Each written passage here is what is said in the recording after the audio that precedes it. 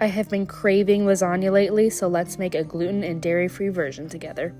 Starting off, I've cut the top off a head of garlic, drizzling that with olive oil, putting some salt on there, then wrapping that up, putting it in the oven at 400 for 35 minutes.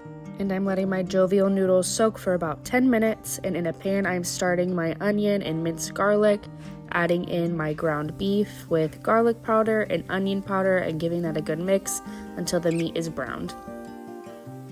Once the ground beef has cooked, we'll add in our jar of roasted garlic pasta sauce and then stirring that together, letting it simmer for about 5 minutes. And now we're ready for assembly, starting by putting a layer of sauce on the bottom, then adding 3 of our lasagna noodles. Now we're going to do a layer of this Toom basil garlic dip as a substitute for ricotta. It has such a good creamy texture. Spreading that around evenly and adding another layer of noodles and then a layer of our meat sauce.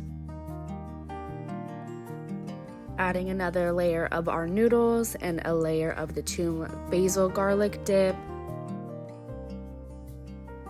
And over that garlic dip, I'm adding another layer of our meat sauce. Now for the last layer of noodles, and we're going to put some foil over this and bake it at 375 for 35 minutes.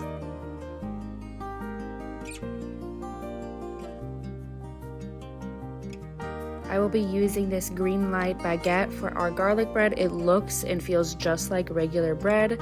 Cutting that into slices, not all the way down to the bottom, but almost.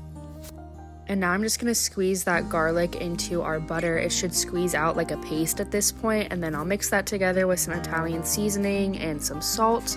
Give that a good mix, and then I'm going to spoon this into the crevices that we've created. And now she's ready to go into the oven for about 20 minutes.